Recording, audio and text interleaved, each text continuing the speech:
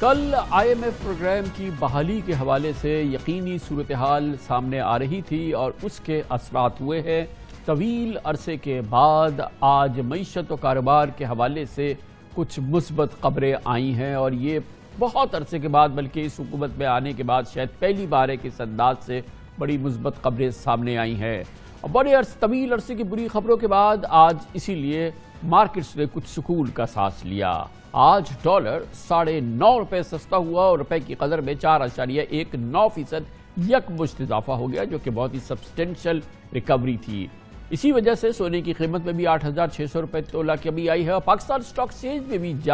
جان آتی نظر آئی۔ آج بہت طویل عرصے کے بعد مارکیٹ میں انڈیکس 877 پوائنٹس کا اضافہ ہوا اور 2.8% مارکیٹ کا انڈیکس بڑھ گیا۔ ایک موقع پہ تو اسٹاک ایکسچینج کے انڈیکس میں یکمشت 1000 پوائنٹس کا اضافہ بھی ریکارڈ کیا گیا تھا۔ بدترین معاشی بحران کی وجہ سے اس وقت اسٹاک مارکیٹ پہ سرمایہ کاروں کے لیے رعایتی سیل لگی ہوئی ہے اور شیئرز، جسے وہاں کی زبان میں کہا جاتا ہے، مفت کے دام مل رہے ہیں۔ IMF پروگرام کی شرائط کی وجہ سے پیٹرول، ڈیزل اور بجلی کی سبسڈی کی بوجھ سے حکومت کو چھٹکارا مل چکا ہے، جبکہ IMF کی شرائط کی وجہ سے ہی امپورٹس میں بھی خاطر خواہ کمی آ رہی ہے، جس کے باعث اس کی وجہ سے جولائی میں امپورٹس 37% کم ہوئی ہیں اور تجارتی خسارے میں 20% سے زیادہ کمی آئی ہے۔ حوصلہ افزا بات ہے کہ IMF کی جانب سے اس بات سے اتفاق کر لیا گیا ہے کہ پاکستان نے تمام شرائط پوری کر لی ہیں۔ وزیر خزانہ مفتاح اسماعیل کا کہنا ہے کہ دوست ممالک کی فنڈنگ کے حوالے سے اس ہفتے قوم کو خوشخبری مل جائے گی۔ عالمی منڈی میں تیل کی قیمتوں میں کچھ کمی ہے اور وہ شاید برقرار اگر رہتی ہے تو وہ بہت اچھی بات ہوگی۔ کئی دنوں سے بہرحال خام تیل $100 فی بیرل کی سطح سے نیچے ہے، جو پاکستان کے لیے ایک اچھی ہی خبر سمجھی جائے گی۔ بہرحال یہ مجموعی طور پہ ایک بہتر تاثر اور ایک بہتر کم از کم ایک فیلنگ جو ہے وہ آئی ہے، کچھ تھوڑی سی بہتر فیل آئی ہے۔ اس پر ہم بات کریں گے۔ مارکیٹس کی امور کو بہت عمدہ طریقے سے سمجھتے ہیں، بہت ہی تجربہ کار شخصیت ہے جناب شاہد علی حبیب ہمارے ساتھ ہے، چیف ایگزیکٹو آفیسر ہے عارف حبیب لمیٹڈ کے۔ بہت بہت شکریہ۔ شاید بتائیے، یہ آج کافی طویل عرصے کے بعد جو ہے تو اس میں ملٹیپل فیکٹرز نے کنٹریبیوٹ کیا مارکیٹ کے لیے۔ سب سے امپورٹنٹ اس وقت ضرورت کیا ہے جو کہ کچھ confidence restore who? I think یہ بہت ہی بڑا پازیٹیو فیکٹر ہے کہ IMF کی طرف سے ایک نوٹ آنا کہ ساری ہماری شرائط جتنی بھی کنڈیشن سے پوری ہو گئی ہیں، نمبر 1، اور اس کے علاوہ اس کے ایک کانفیڈنس آیا لوگوں میں، اور اس کے علاوہ جو کرنٹ اکاؤنٹ ڈیفیسٹ کا نمبر آنے والا ہے اور جو ٹریڈ ڈیفیسٹ کا نمبر ہے وہ بہت زیادہ پازیٹیولی نیچے آیا ہے، مطلب $2.6 بلین کمپیئر ٹو $5 بلین، بہت بڑا فرق ہے، اور ہمارا مطلب $3 بلین کا امپورٹ جون سے کم ہوا ہے، تو یہ ایک بہت بڑا پازیٹیو فیکٹر ہے۔ اس کی وجہ سے ہمارا کرنٹ اکاؤنٹ ڈیفیسٹ جو ہے $300-400 ملین کا ہوگا اس مہینے کا، جولائی کا، جو کہ کمپیئر ٹو $2.2 بلین اور کمپیئر ٹو $17 بلین پورے سال کا FY22 کا، یہ اچھا خاصا نمبر ہے، تو اس کی وجہ سے ایک پازیٹیوٹی آئی ہے۔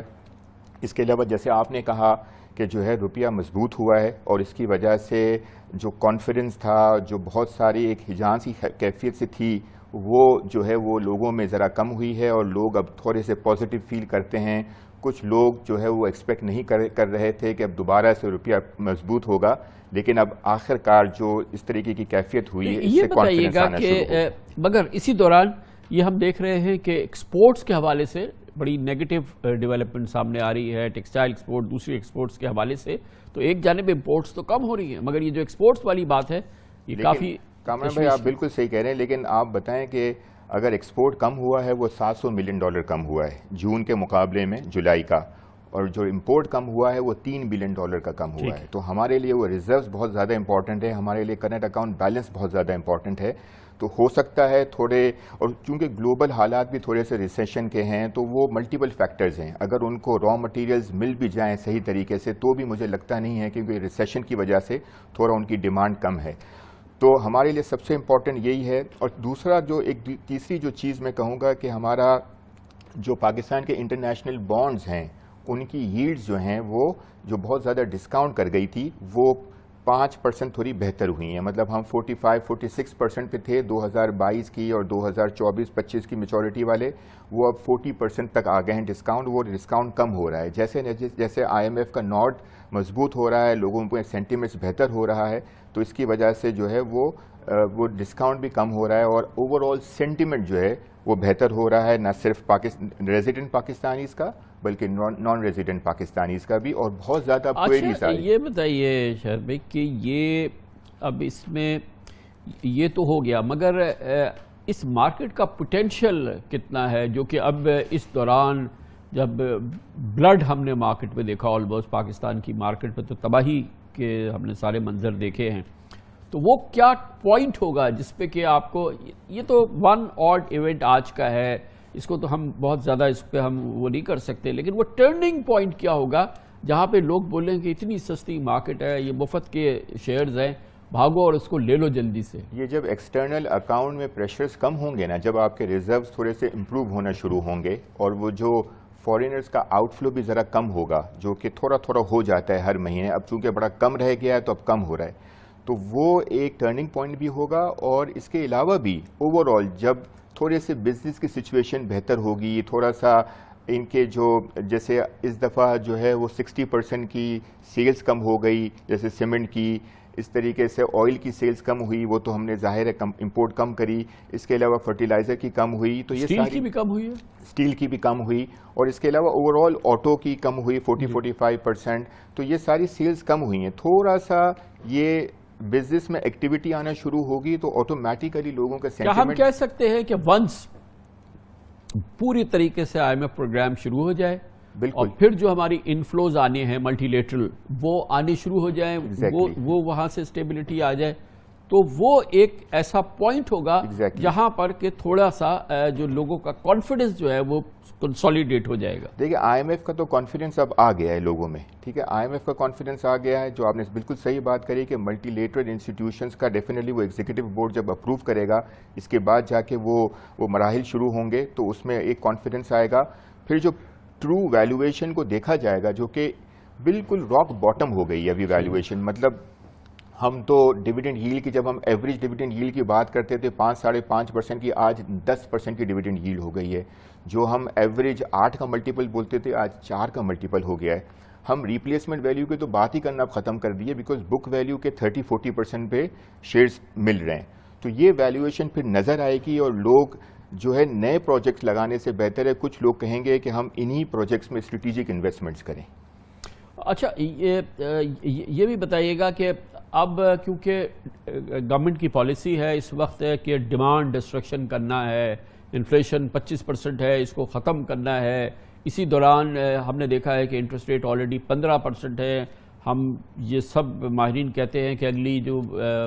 مانیٹری پالیسی کمیٹی ہوگی پالیسی ریٹ مزید شاید بڑھ سکتا ہے، بڑھ جائے، اور ویسے بھی قائبور اب بہت بڑھ گیا ہے، کاسٹ آف ڈوئنگ بزنس بہت زیادہ ہے، یہ تمام چیزیں بڑی نیگیٹو ہیں کسی بھی گروتھ کے لیے اور کسی بھی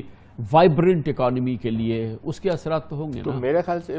کامران بھائی میرا تھوڑا ڈفرینس آف اوپینین ہے اس میں، کیونکہ مجھے نہیں لگتا کہ اب جو ہے ریٹ ہائیک ہوگا۔ اس کی وجہ یہ ہے کہ دیکھیں، ایک تو ٹی بل کے ریٹس کم ہو رہے ہیں، جو نئے پی آئی بیز کا آج آکشن ہوا، گورنمنٹ کو 175 بلین کا ٹارگٹ تھا، 298 بلین ملے، اور اس میں 5 بیسس پوائنٹ کم ہوئے ہیں، اور ٹی بل کے آکشن میں بھی ریٹس بڑھے نہیں ہیں۔ اور اگر آپ دیکھیں تو آلریڈی ڈیمانڈ کمپریشن ہو گیا ہے بہت زیادہ، جیسے میں نے کہا کہ سیمنٹ کی سیلز کم ہو گئی ہے، اسٹیل کی سیلز کم ہے، آٹو کی، آئل کی، سب کی سیلز کم ہیں، تو جو مقصد تھا انٹرسٹ ریٹ بڑھانے کا وہ اچیو ہو چکا ہے، کہ مقصد یہی تھا کہ ڈیمانڈ کمپریشن ہو، بہت زیادہ گروتھ نہ ہو، اور وہ مقصد اچیو ہو گیا ہے۔ تو میرے خیال سے، اور جہاں تک نیگیٹو ریئل انٹرسٹ ریٹ کا ہے تو وہ پوری دنیا میں نیگیٹو ریئل انٹرسٹ ریٹ ہے۔ اگر 20% کا یا 19% کا ایوریج اگر انفلیشن رہتا ہے، آلدو 24-25% کا منتھلی انفلیشن ہے، اور اگر ہمارا انٹرسٹ ریٹ 15 پہ رہتا ہے تو 5% کا نیگیٹو ریئل انٹرسٹ ریٹ اتنا زیادہ نہیں ہے اگر ہم مقابلہ کریں دوسری کنٹریز سے بھی اور ہماری سچویشن سے، ہماری جتنی ڈیمانڈ کمپریشن ہو چکی ہے۔ تو مجھے یہ نہیں لگتا، مجھے لگتا ہے کہ پیک از ناؤ اوور۔ اب مجھے لگتا ہے کہ اب تھوڑی بہتری آئے گی جیسے ہی یہ انفلوز آنا شروع ہوں گے، ایکٹیویٹی ہونا شروع ہوگی، اور انشاءاللہ چیزیں پھر لوگ لوکریٹو انویسٹمنٹس کی اپرچونیٹیز دیکھنا شروع کریں گے۔ ایک اور بات، آپ کی بڑی ایکسپرٹیز ہے یہ پرائیویٹائزیشن کے معاملات اور جو ہماری اسٹیٹ اون انٹرپرائزز ہیں ان کے معاملات ہے۔ گورنمنٹ کی ایک ایفرٹ تھی کہ اس کو جو ہمارے جو بہت امپورٹنٹ اسکرپس ہیں گورنمنٹ کے، انرجی کے، او جی ڈی سی ایل، پی پی ایل وغیرہ، یہ ہم فارنر کو خاص طور پہ یو ای کی گورنمنٹ کو یا اس کے سورن فنڈ کو ہم آفر کر دیں، اس سے ہماری تھوڑی سپورٹ ہو جائے گی اور پھر وہ بائی بیک آپشن کے ساتھ وہ کریں. لیکن پھر ہم نے جو فیڈ بیک دیکھا اس میں لگا کہ یہ کافی کمپلیکیٹڈ معاملہ ہے اور یہ اتنے آسانی سے نہیں ہو سکتا، کیونکہ جو ہمارے یہاں ریگولیٹری معاملات ہیں اور جو اس سے ریلیٹڈ لاز ہیں وہ شاید اس معاملے کو اتنا سہل نہیں بنا سکتے. آپ کا کیا ایکسپیرینس کہتا ہے اس حوالے سے؟ نہیں، مجھے لگتا ہے کہ پہلی تو بات ہے کرنا ہی نہیں چاہیے، بیکاز یہ جب آپ بک ویلیو سے کہ 50% پہ یا 40% پہ اگر کوئی اسکرپٹ چل رہا ہو اور وہ اگر آپ کو پریمیم بھی دے گا تو پریمیم بھی مارکیٹ سے تھوڑا سا بھی 15, 20, 25, 30% کا بھی دے دے گا تو بھی اس کی اور وہ یہ ہماری ویلیو نہیں. فیملی سلور ہے ہمارا، یہ بالکل، یہ ہماری کچھ تو ہیں ایسٹس جو کہ پروفیٹیبل وینچرز ہے، ادروائز تو ہمارے پی آئی اے اور پاکستان اسٹیل اور یہ سب. تو کہنے کا مطلب ہے کہ اگر بائی بیک ارینجمنٹ ہو بھی رہا ہے تو وہ کمپلیکیٹڈ ہے بہت، اتنا آسان نہیں ہے کہ آپ بائی بیک ارینجمنٹ کر لیں گے اور اس کے اوپر جو ہے، کیونکہ اس میں پھر آپ کو پیٹرولیم منسٹری کے ساتھ اس کی ساری جو ہے وہ منسٹری کے ساتھ کرنا ہوگا، کیبنٹ کمیٹی سے کرنا ہوگا، اس کے اوپر ڈسکشن ہوگی. مجھے لگتا ہے کہ یہ تھوڑا کمپلیکیٹڈ بھی ہے اور تھوڑا لیندی بھی ہے اور ہمارے انٹرسٹ میں بھی نہیں ہے. ہمارے انٹرسٹ میں بھی نہیں ہے، مجھے نہیں لگتا کہ ہمارے انٹرسٹ میں ہے. اور ہم جو ہے وہ ہمارے پاس یہ آپشن صرف ہو کہ ہم واپس لے سکتے ہیں، یہ کوئی ایسی چیز نہیں ہے کہ جس کو آپ کو کمفرٹ مل جائے میرا خیال سے. بہت بہت شکریہ جناب شاہد علی حبیب ہمارے ساتھ موجود تھے، چیف ایگزیکٹو آفیسر.